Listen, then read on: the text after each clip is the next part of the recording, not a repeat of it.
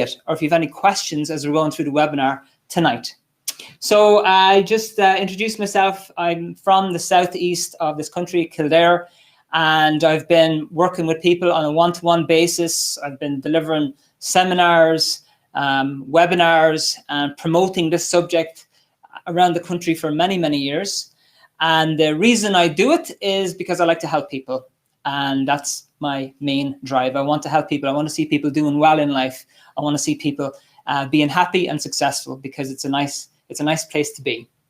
Okay, what I would like to ask you, everybody, is if you don't mind, pop in the chat. Oh, there's a couple of comments in there already. Hello, Ali, Dina, and Sandra. Who else have we got on Zoom? Eileen, Marta, Huweya, Maya, Krista, Kulvinder, Sandra, Jennifer, Anita, Caroline. Hello, Caroline. Fiona, Dolores. Hello, Dolores. Lorna. Hello, Lorna. And Dina. Very nice to have you all on board. And as I mentioned, I'd love if you could please pop into the chat where you're from. That would be great. And so it's an opportunity for you to just tell me where you're, like, are you from Dublin? Are you from Ireland? What county? Are you from England? Scotland? You know, I've had people on the webinar from Pakistan, America, Canada. So just let me know where you're from. Pop it into the chat. That would be great. Just so I like to get a picture of, you know, how far we're communicating. It's very nice. So if you don't mind, that would be great. And anybody else on the other platforms, you can just pop it into the comments section.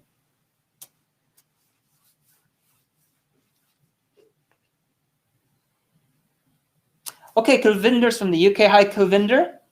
Wonderful. I've got lots of family over in London. Moved over there years ago. Anita from Berkshire in UK. Wonderful. Thank you, Anita. I have honestly no idea where Berkshire fits in terms of London. When I think about the UK, I think about London, Manchester, Birmingham, because I have a fair relation about where they are, but I just don't know exactly where Berkshire is. Is it in the middle? Caroline's from Kildare. Yes. Good stuff, Caroline. I have to tell you, Kildare is my favorite county. It's where I was born and bred. Okay. Oh, Anita, near Windsor. Wonderful. Beautiful. Wexford. Love Wexford and Wexford strawberries. Antrim. Wonderful. Thank you, Sandra. Anybody else want to pop in where you're from? That would be fab. Antrim going once. Antrim going twice. Anybody want to beat Antrim? No? Okay, that's fine. Okay, folks. So anyway, if you want to pop in your comments on you want to pop in your county or your city, please do so. Okay, so this webinar is the free introductory webinar to a 4-part online course that I deliver on a Friday night. So I will tell you more about that at the very end. And my webinar tonight is based on this book here called Dianetics, which means Through the Mind. I came across this book in the 90s in Munich in Germany and found it workable. And this is the subject I've been promoting ever since because it works and it's very straightforward.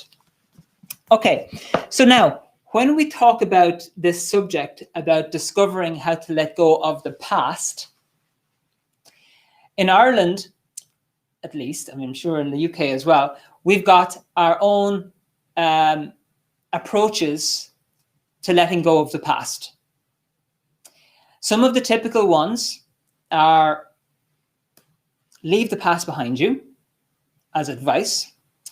Try to move on. People try to forget about it. People try to get busy, keep themselves busy so that they don't think about the past. People just try to not remind themselves of the past. And then if we go down the track a little bit, as in downhill a little bit, then sometimes people decide, you know what, to move on from the past, I'm just going to visit the pub every night. I'm going to get myself a couple of bottles of wine per night, and that's going to help. Or some people take drugs to kind of let go of the past. So there's all sorts of things and all sorts of ways that people use to let go of the past, approaches that they take. What we're going to go over tonight is the most traditional method. The most traditional method of letting go of the past is basically communication. This is the most traditional method and the most effective method is communication. So we're going to go over that in a few minutes. But first of all, we're going to have a little look at the effects of the past. So I'm going to break this into a couple of little pieces. I'm going to go over the effects of how the past can affect a person and why. Then we're going to go into a little bit of exactly what causes it, just to explain to you why it is that you can't move on from the past, or why it is that your friend cannot get over something that happened, or your family member. And then we're going to go into the solution that is based on communication. It's not just chat about anything. It's a solution based on communication. Okay, so when we're talking about letting go of the past, we're generally talking about these two things, losses and traumas. So probably you know somebody, or even yourself, who has had experience with these things. You've lost somebody close to you. Maybe it was a parent or a family member or a friend, or God forbid, a child. You know, so there could have been a traumatic loss of that nature. It could have been a breakup in a relationship. A person could have been divorced and finds it very, very hard to move on from that. A person could have lost a business that they invested their entire life into. A person could have been bullied in a work situation, or they could have been mugged. So there could have been a huge amount of traumatic experiences that cause a person to have trouble moving on from them. Now, this is probably the biggest one, losses. This is the biggest one that I've encountered that people have trouble moving on from, is having lost somebody close to you. So I'm going to go into this in more detail. And first of all, I'm going to tell you a little bit about the effects. Like when a person can't move on from a loss or traumatic experience, their happiness goes down. We'll just write this down because I'm going to ask you for examples, by the way. So you can, if you come up with some of these, you can also contribute. I'm going to ask you in a moment for a couple of these examples. So it affects basically your happiness, of course. Okay, your motivation. Okay, goals, emotion. So when you are still constantly thinking about the past, or you're always going back to it, these are the main things that it can affect. And to summarize these, you could say it's affecting your life, because your life is supposed to have these ingredients in it. So these are the effects. Now, why is it that one loss can have such an impact on a person? Why is it that one loss or a couple of losses can have a huge impact on a person? So we're going to go over that now. And there are two reasons for that. Why is it that some losses, you know, it's pretty straightforward to get over it and then you can just move on. And then other losses, it's very difficult to move on from. So there's two things. Number one is,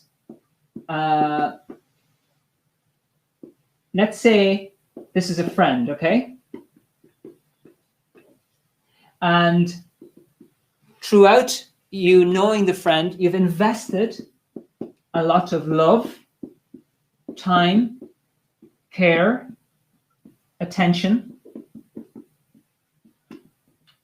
So you have invested a lot in the person, invested a lot of love, a lot of care, a lot of friendship, a lot of trust, a lot of communication in this person. And so if this person is suddenly gone, it's a huge loss. I was going to earlier on try to compare it with the loss of a car or the loss of a house. Like if somebody came and just took your house away right now, it's kind of something similar, but you can't really compare the loss of a physical object to the loss of a person.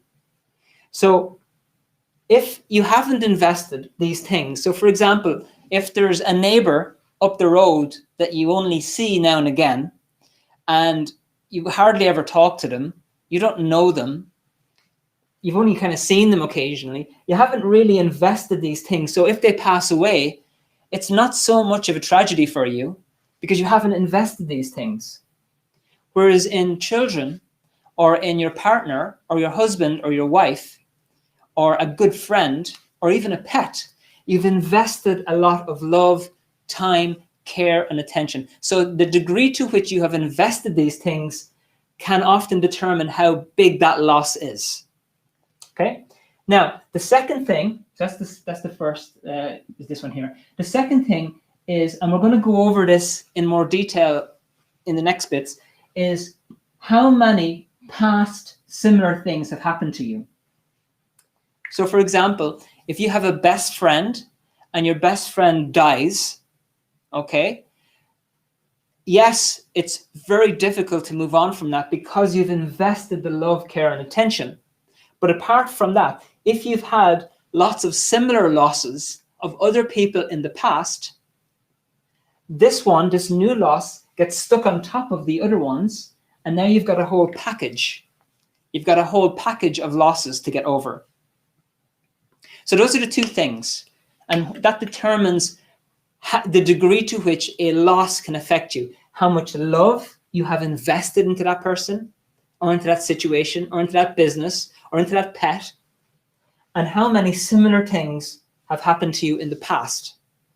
And I'm going to show you in the next bit why it is that these things lock you in.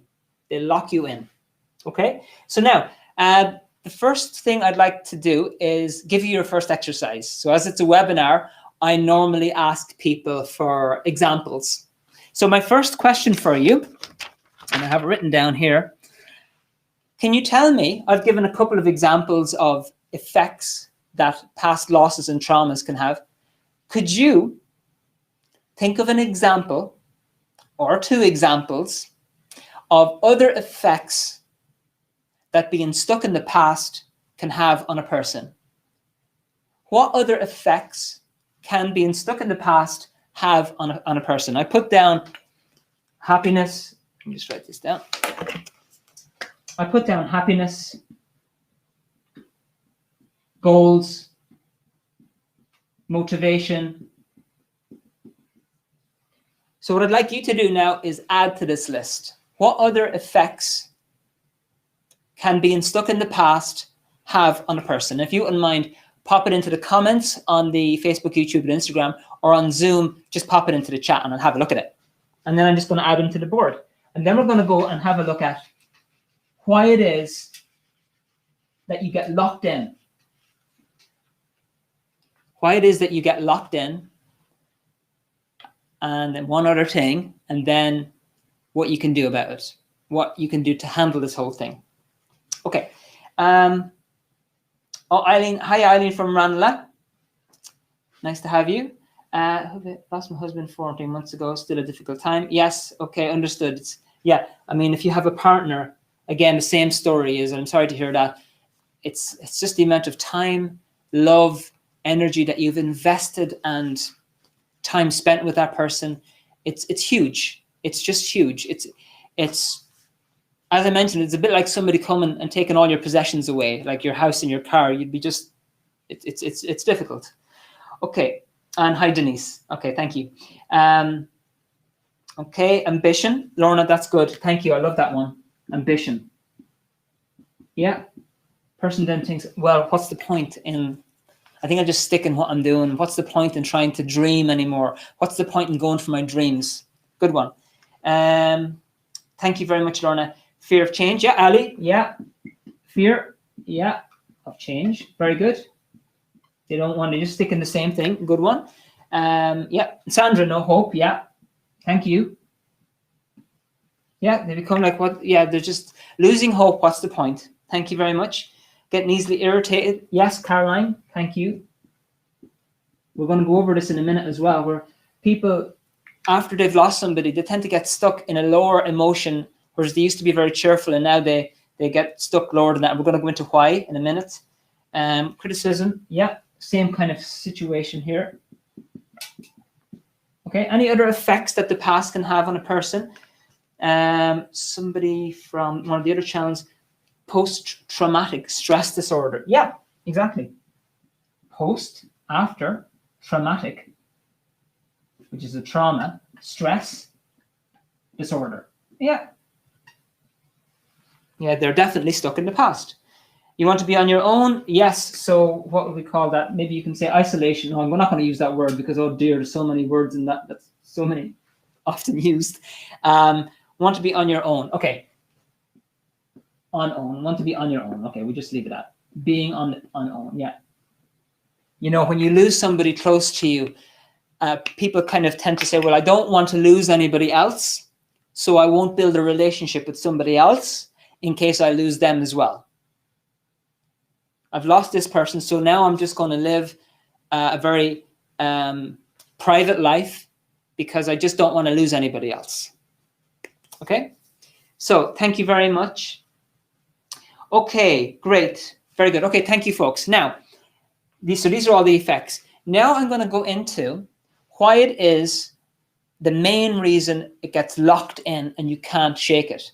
Like, why is it that if you lose somebody or, you know, a job or a pet or whatever, and you can talk about it with somebody and you feel much better afterwards and you can move on, but then sometimes you can't.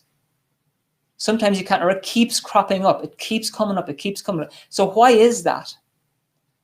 You've already talked about it to 15 different people, but it's still holding you back. It's still there on your mind constantly. Why is that? I'm going to tell you why. Now, so let's go on to this. This is the next bit. So why is it that you can't move on, that you kind of feel like trapped in this thing that happened in the past and you just can't get over it? Okay. The reason is because that experience that you have, that has occurred, has been stored in a compartment of your mind, which is called the reactive mind. Don't worry, I'm going to explain this in a moment.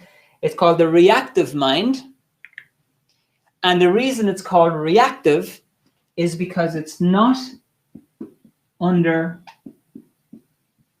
your control. Now, why do we say that? Because it's pretty obvious. For example, you don't want to be like tomorrow. You want to move on with life. You want to have a fresh start. You want to think about positive things and create your future. That's what you want to do. But instead of that, something is taking over your thinking. Something is taking over your mood. So that means something else is more in control than perhaps you are. And this is the thing. It's called a reactive mind. It's a portion of your mind which stores the painful things that have happened to you. There's two major ingredients, one of which we go over on my modules, physical pain. We're talking about accidents, operations, car crashes, falls, sports injuries, you know, DIY injuries, do-it-yourself activities, whatever it is. We're not going to go over this too much now. We're mainly focusing on this thing, which is the loss element of it. Because when you have a loss, and by the way, I better explain this. This here is just basically a way of putting the mind. Your mind is basically a collection of all your memories. So even when you logged into Zoom tonight, I guarantee you, if you closed your eyes, you'd be able to remember logging into Zoom. I said, oh, I must attend this webinar. And thank you for doing so. And you have stored a memory. You have also got a memory of your breakfast this morning or the last time you ate. And if you closed your eyes, or even if you didn't close your eyes, you'd be able to remember it. You have a picture of that. And these pictures are stored in an exact sequence. And that is what we call the mind. And you use it to solve problems in your life? Do I choose choice A or do I choose choice B? So you use your mind every day to work out what is the best thing to do today. Should I get up out of bed or should I stay in the bed? Should I drive to work or should I cycle to work? Should I go to Aldi, Lidl, Tesco, Super Quinn, Marks and Spencer's, Sainsbury's? Where should I go to shop this week? So you use your mind every day. Now, when you lose somebody close to you, the moment you hear that news, that is a very big impact. That's a very big blow. And what happens to your mind when you have that deep impact? For example, you are at home and somebody calls to your house, you see a policeman outside your door and he says, look, I have some very, very bad news. Your relative was just knocked down and unfortunately they didn't make it. Well, as soon as that happens, the lights go out. The lights go out. And you could call it a semi-conscious, or a person can even go fully unconscious. They can faint, but they at least go into this kind of semi-conscious state. And during that semi-conscious state, the information is all being recorded here. So even though when the policeman shows outside the door and he starts talking about the death of the relative, the person might not remember any of it, of what the policeman said, because they just blanked out. But everything got stored. So in other words, what I'm trying to say here is that your reactive mind is a portion of your mind that stores up moments of pain. Okay? And it's called reactive. The reason it's called reactive is because all it takes is for something similar to happen in the environment to trigger this off. That's why it's called reactive. We'll just also call it push button. Okay? You'll have people in your life, for example, that know how to push your buttons. And all they're doing really is triggering this. You know, for example, you might have a brother or a sister or whatever, and they just know what drives you mad. So anytime they want to get back at you, they call you this name or they say something to you and they know it makes you explode. That's what we call the reactive mind. It's pressing the button. Another couple of examples of this would be if you, let's say, lost a child. Okay, you lost a child and that loss is here. And then you're looking through a photo album of the child. The image of that just triggers the whole thing again. And of course, it's not to say that you shouldn't look at your child if you've lost a child, but this is just what happens. It just presses the button and it causes a reaction. You might not have intended to cry your eyes out, but you are. Or let's say you have lost your business and somebody comes along here and starts talking about this golden opportunity for you to make a lot of money. And just his conversation triggers off the loss, starts affecting your thinking, and you tell him, listen, there's no point in even talking to me about this because I'm not interested. Okay? Or if you have lost a pet, let's say you had a dog, a German Shepherd, you love this German Shepherd, and you lost the dog, and then you see a similar dog in the present, and even sometimes without even realizing it, it triggers the whole thing off. So basically what I'm saying is that there is a part of your mind that stores up these losses in a little separate compartment, and the reactive mind was kind of designed to protect you. You'll find out more about this. There's a chapter in the book called The Cell and the Organism, which explains it in more detail. But it's kind of designed to protect you from future pain, but it's quite an illogical part of the mind. It's completely push button. And this is the reason, the biggest reason why a person cannot move on, because there is this part of the mind which is not under your control. and it just gets triggered without your consent, Now, I'm going to show you what you need to do to handle this in a few minutes, but that is the basic thing. So let's go back to this question. Why is it then that a person just cannot move on from the past? Well, I'll give you 3 little examples. Okay, so let's say a person has lost a child here, and every day they pass the bedroom where the child used to sleep. Well, without even realizing it, the loss is getting triggered and triggered and triggered and triggered. It's basically something outside constantly pushing this button. Okay? Or let's say if you had a boyfriend or a girlfriend or a husband or a wife and you lost them, they broke up with you. Okay? That's a major loss here.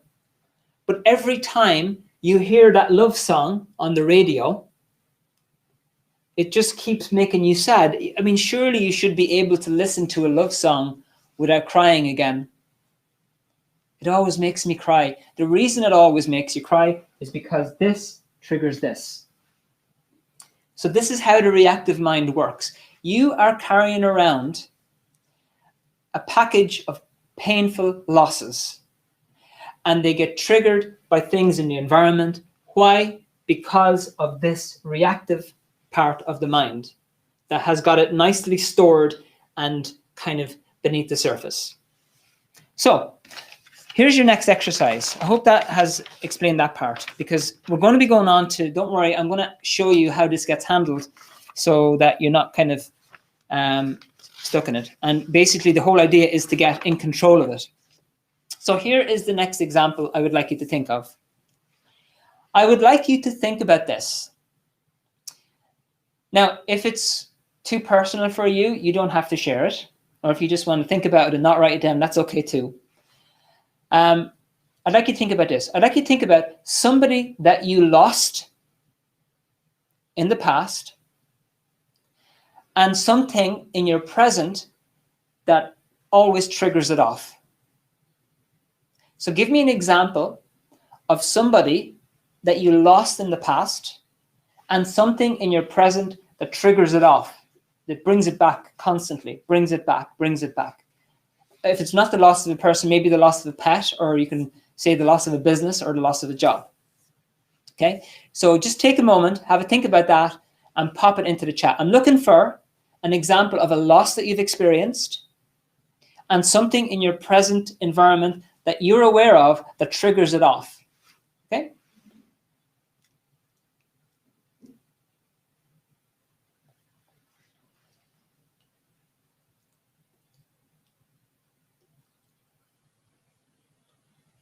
Okay.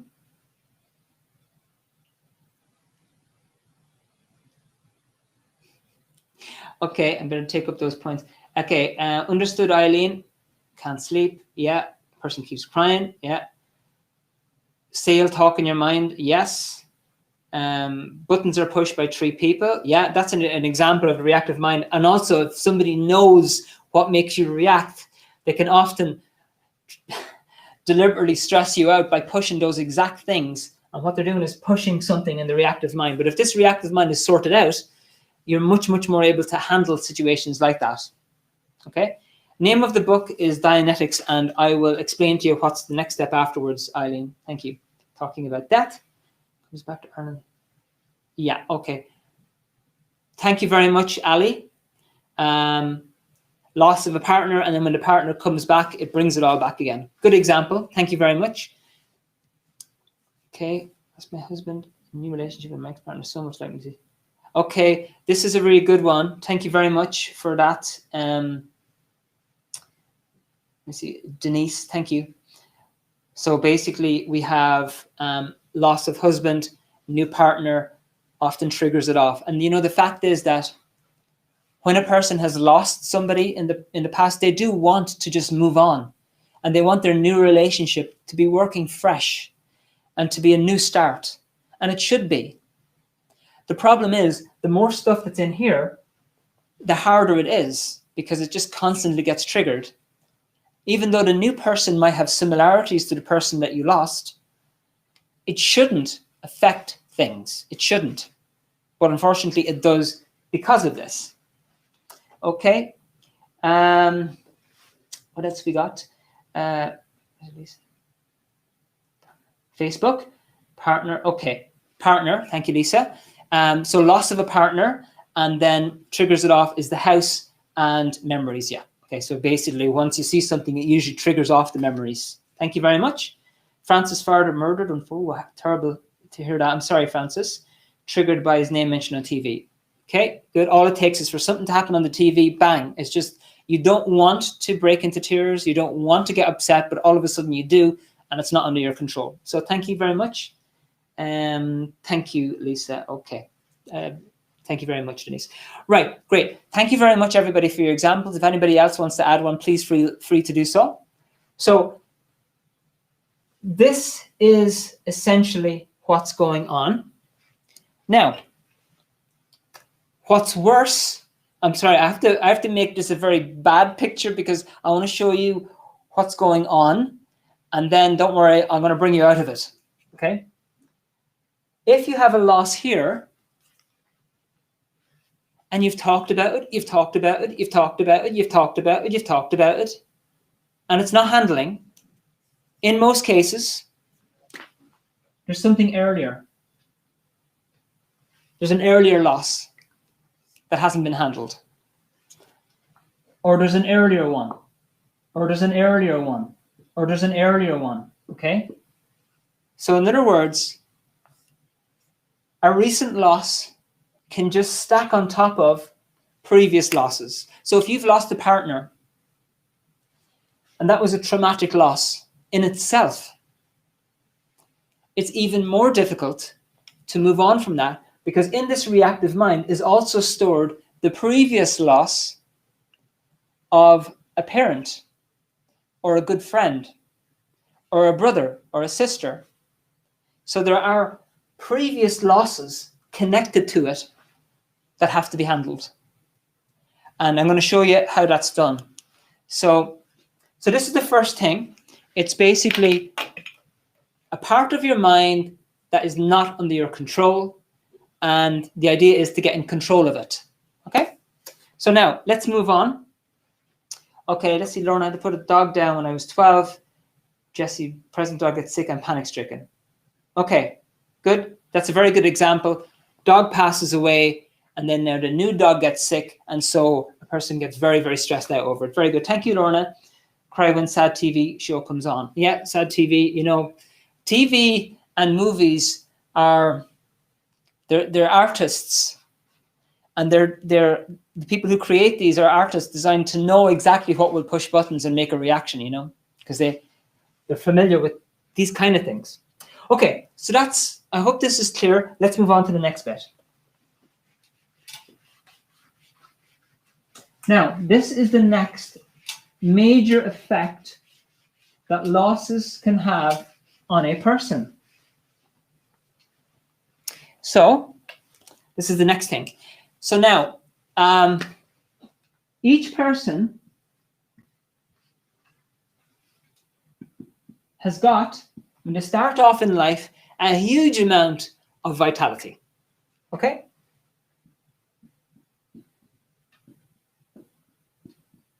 Or life. If you look at kids, they're just full of energy.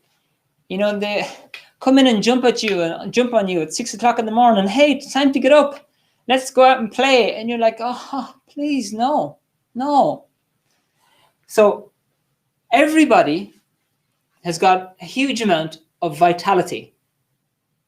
And you need this vitality to live.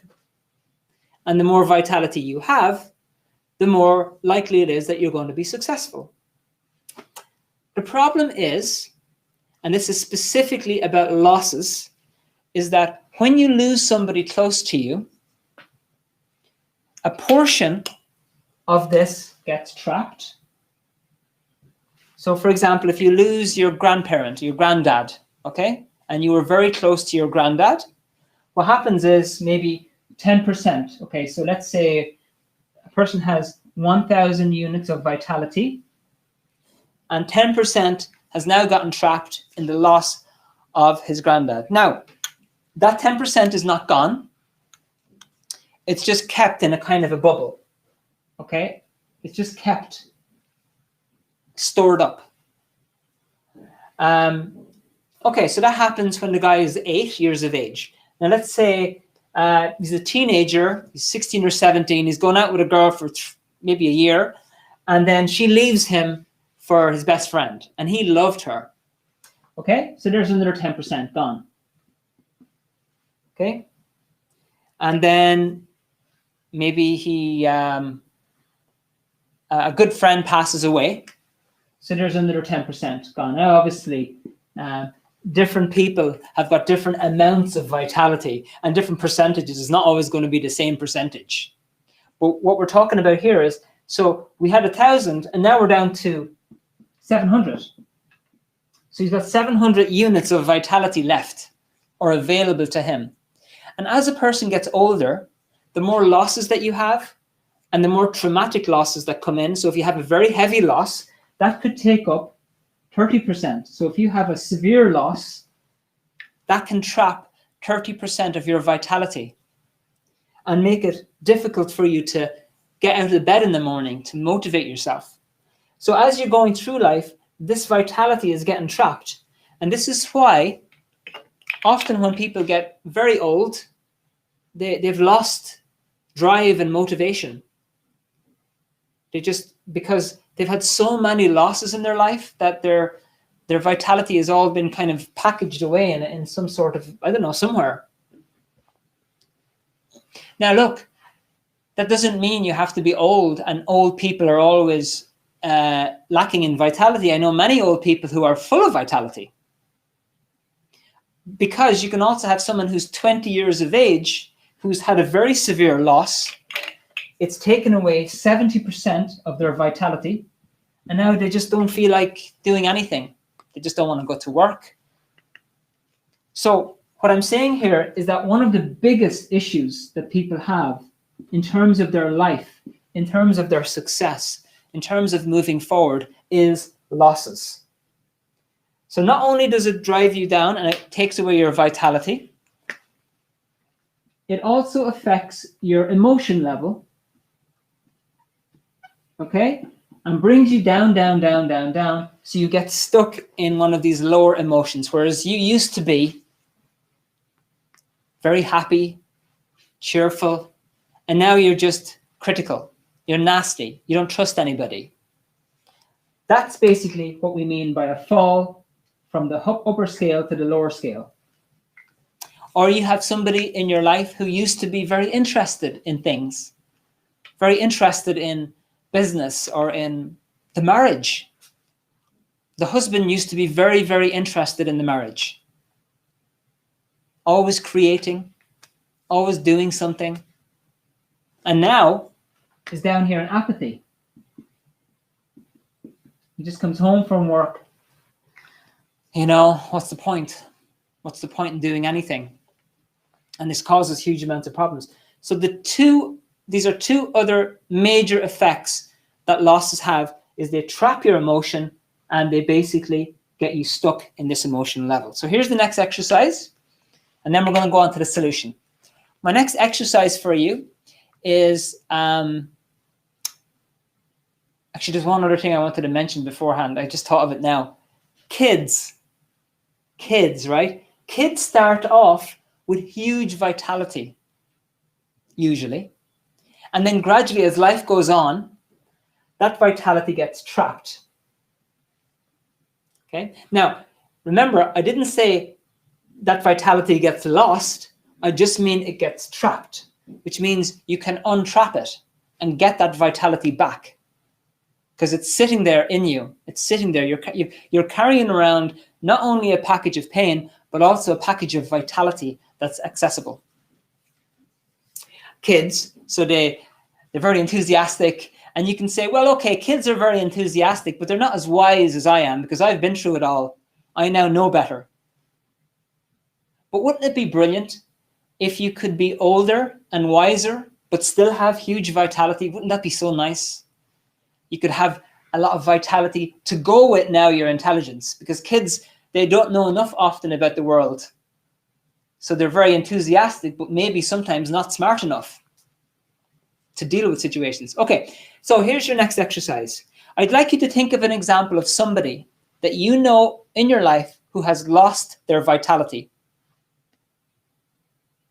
And you can share it if you want on the chat. I'd like you to think of somebody in your life who has lost their vitality. They used to be up here. They used to be quite driven, and now they're like, you know, they're either nasty all the time or worried all the time and stressed all the time and sad all the time. So just think of somebody in your life who used to be up there and now is down there. Okay? Okay, thank you very much. Francis, your daughter. Okay, yeah, and I mean, it's terrible because when you see it in somebody, because you know what they used to be like, and now you see somebody who's gone downhill, it is heartbreaking. It is heartbreaking. And we can teach you how to help somebody with that and to recover and to get back. Sandra, me, I used to have tons, yeah? You're not alone in this thing, Sandra. People start off with tons of energy, and that's all still there. It's all still there. It just has to be, those bubbles have to be bursted. Lara, punishment beating. Okay. Right. Yeah, that can have a massive effect on a person. That is correct.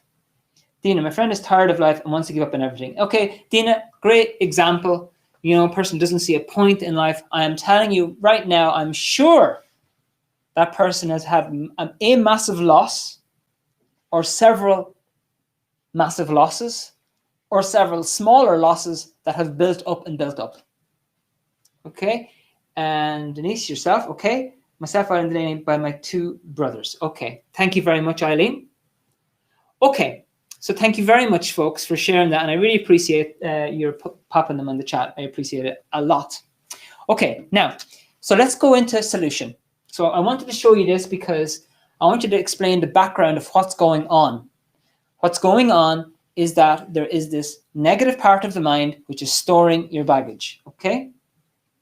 And from one of the other platforms, yourself, Lisa, yourself. Thank you very much, Lisa. My sister, menopause really changing her driving fun as a form of loss. Yeah, okay, Lorna, it's a good point. It can still be a loss. It can still be a loss. Okay, so now,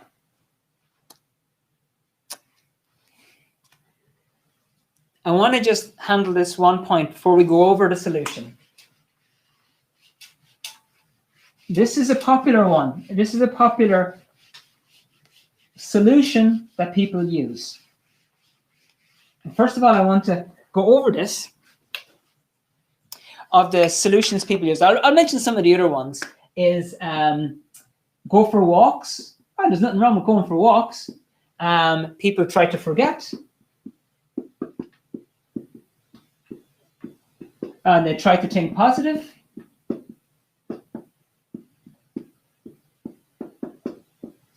And they try to move on. And this last one is they move away.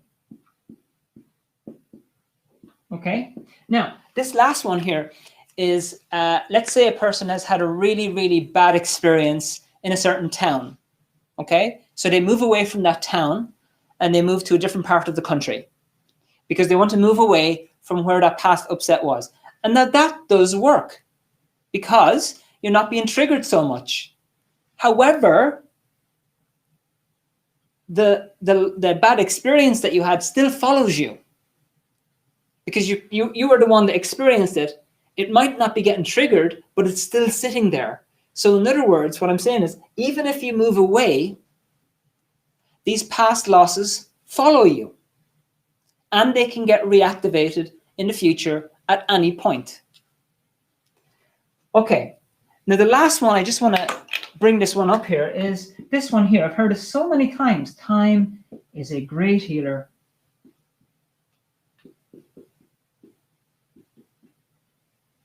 Time is a great healer. Why would we need to do anything about it? Sure, time is going to take care of it. It'll all work out with time. I've heard it so many times. You know what? Just give it a few years. It'll be all right. Now, look, if you experience a loss, of course, it does take a few weeks for the tears to come out and for you to get somehow back into life. But it shouldn't take years. And this thing about time is a great healer, it's just not true. Is not doing nothing doesn't handle it. Waiting for time to pass by doesn't handle it. Doing something handles it. And I'm going to show you exactly what you can do to handle it. So this thing, time is a great healer. It's just, I don't like it. I don't like that expression. Oh, time will heal it all. It'll be all right in years. And look, people have been able to move on from losses after periods of time, but it doesn't handle the loss. And it means that that loss can get triggered off again in the future, and again and again and again. So it doesn't really fix it. It just maybe turns it off for a period of time. Okay, so now let's have a look at the solution.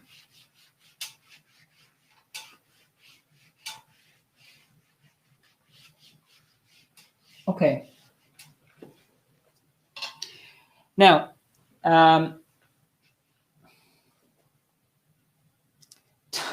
yes. Okay, let me just catch up on a couple of the comments. Agreed or not? Okay. Dina, okay. So you mean they're running away? Yeah. When I say, Ali, when I say running away, moving environment, it just means people do what they can to try and handle a situation. So they do move to a different environment, you know, and it does help. But the point I'm making is it doesn't handle the thing that happened, because that follows you and will and can get triggered off again in the future. So it has to be handled. Okay. Sandra, with time you might feel better, but not the same aptitude. That's what's hard to change. Okay, good point. Take time out for yourself, linking with people who want to help you. Okay, good. These are fine, and these are points, but the thing is that they're usually temporary, because this stuff just keeps kicking back in again and keeps kicking back in. It helps. So it does help. And this is the point I'm making. It helps to a point. You have to get in the source, handle the source of it. Okay, so now we're going to go into the solution. And I go over this more in my modules to break this down for you so that it's easier to understand, okay? In Dianetics, which I mentioned at the beginning, we have this thing called auditing. And if you're late on the webinar, this is what I showed you, the Dianetics book. This is what I'm encouraging people to get into. Auditing. Now, the word auditing basically means to listen and guide. This procedure is based on the most traditional method of helping your fellow man, your fellow woman, since the start of time. And that is communication. It's communication. Communication. This is the key.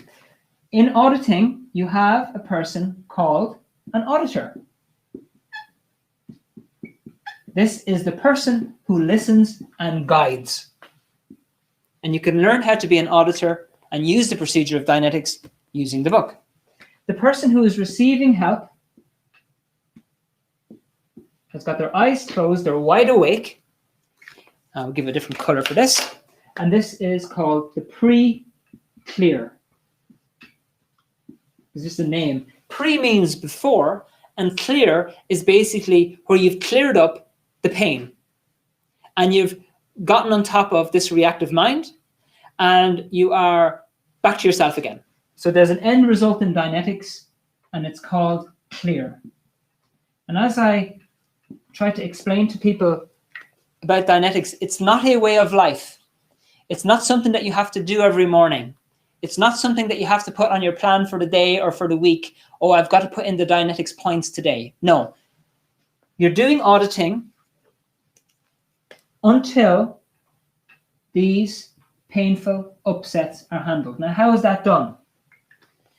The auditor is helping the person, while wide awake, to return to incidents that have happened to him in the past, particularly losses, and re-experience them. In the same fashion and with the same sensations as the person experienced in the incident. So it's not just telling somebody a story. And it's done using the exact 10-step procedure of Dianetics. There's a very exact way of doing it. It's not just talk about this and we'll talk about that, talk about the other thing. Now we'll talk about this and talk about that. It's not random talk. It's a very exact step-by-step procedure that you do to help the person to clear this incident. If it's not cleared, you go back over it again. More information comes out, still not cleared, you go back over it again until it's cleared. But it's a very exact way of doing it, and it's quite straightforward. And if that doesn't handle, if that loss that you experienced, no matter how many times you've gone over it with this person, if it doesn't get handled, it means there's an earlier one, and then you do the same thing with the earlier one. So Dianetics auditing is an exact step-by-step procedure where you help a person to return to things that have happened to them in the past and re-experience them. And some people can do it to a good degree, but it can be developed. So if you think, oh, you know what, I can't do that. Well, this is something that auditing would help you to work on. Okay? And then there's an end result, which is called the clear. That's the end result. It's not something that you do until infinity. It's not a way of life. It's done until that stuff is handled and the person can move on with life. Will the person have more bad experiences in the future? Okay, perhaps they will. Maybe they will lose other people, but they'll be much more able to handle it and much more able to deal with these situations.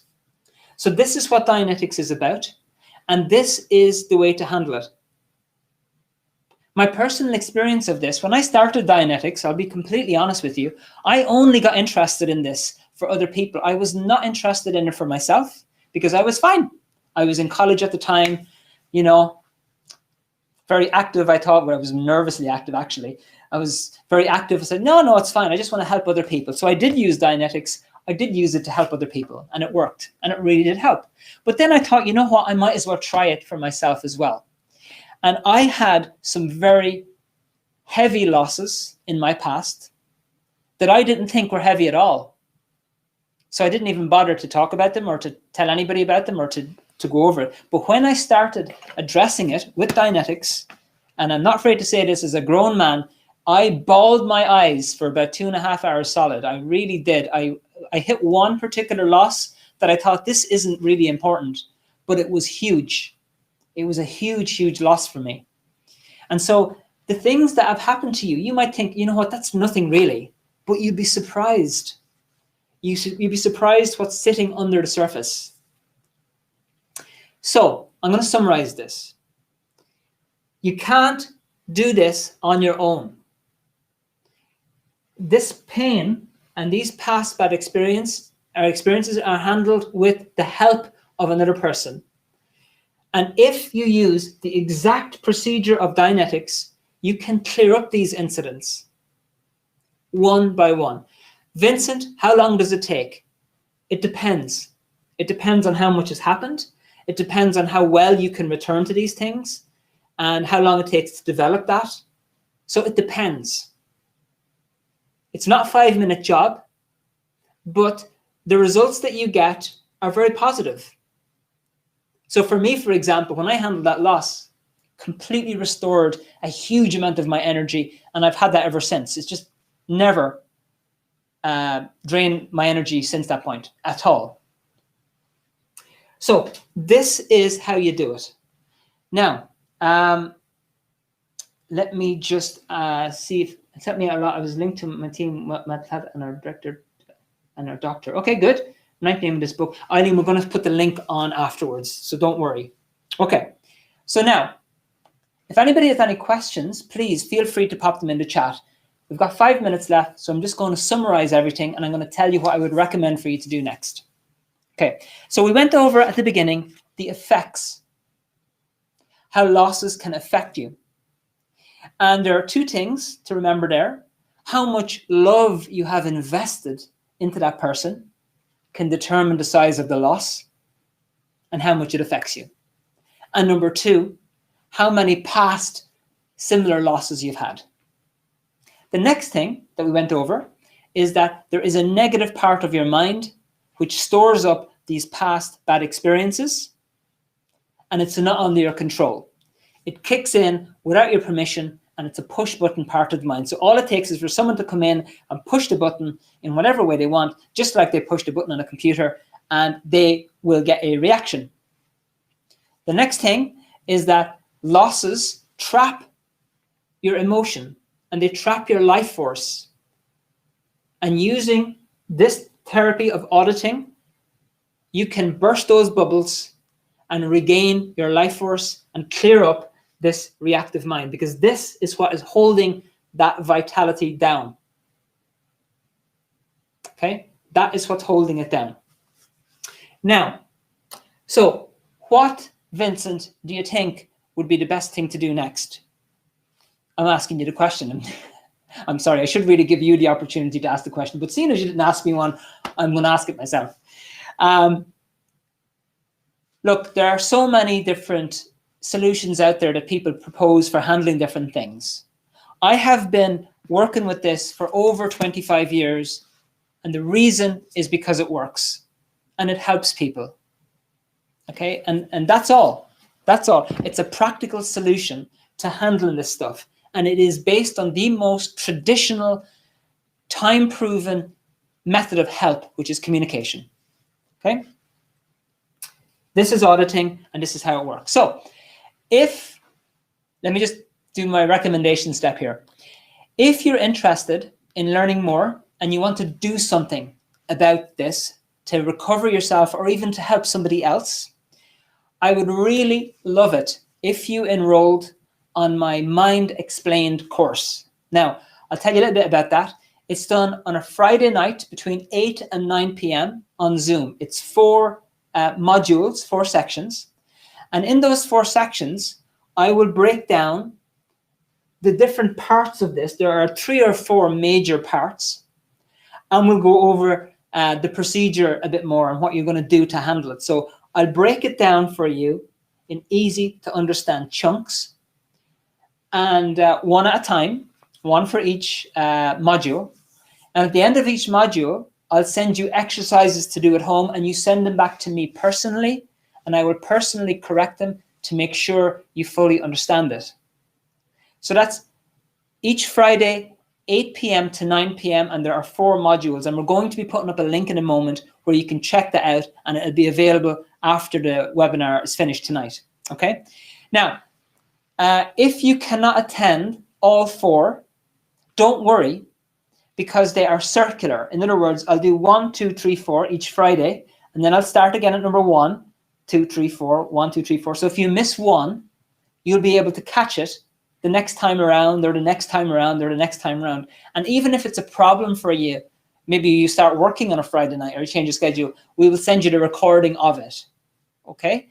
Now, included in the enrollment for the modules, the 4 modules, is this book, Dianetics. So you get this Dianetics book free of charge sent out to you. There are 500 pages in the book, and it contains everything that you need to know. And we'll be referring to that book during the modules. The entire cost of the 4 modules, including the book, is €20. It's that's the total, €20. And the reason it's kept that way is just so that you can find out a little bit about it without having to commit until you know more. Because people generally are interested in the subject, but they want to find out for themselves. So this gives you an opportunity to find out for yourself. So that's the Mind Explained, every Friday, 8 to 9. There's a link. Oh, it's already up there now. And after the webinar, you can click the link and check it out. The webinar is going to stay open, and you can check it out for yourself. Okay, folks, it's 9 o'clock. I'm going to end off now. I want to say thank you very much to everybody who has joined me on Facebook, YouTube, and Instagram. I really appreciate you being here. And for everybody on Zoom, Ali, Eileen, Lady, I can only see your picture, but I can't see your name. Denise, Lara, Marta, Maya, Krista, Kulvinder, Sandra, Jennifer, Anita, Caroline, Fiona, Lorna, Ryan, Aldous, Francis, Jamil, sorry I didn't say hello to you at the beginning, Jamil. And Dina, thank you so much for your attention tonight. Thank you for your time. Thank you for all the examples that you gave. And I really, really would love to see you all enroll on my course. And I will take care of you to make sure you understand it all and be available for any questions that you have on the course, okay? So anyway, there's the link. And thank you all for your time. And a question, if I enroll in the course, I get the book too. Yes, you do. Yes, you do. Yeah.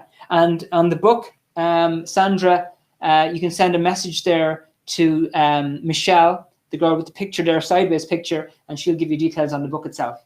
Dina, you're welcome. Denise, you're very welcome. Thank you for the green love hearts and the shamrock. Love shamrocks. Yes, Caroline, you're very welcome. Lorna, you're also very welcome. Okay, everybody. So thank you all so much. Have a beautiful evening.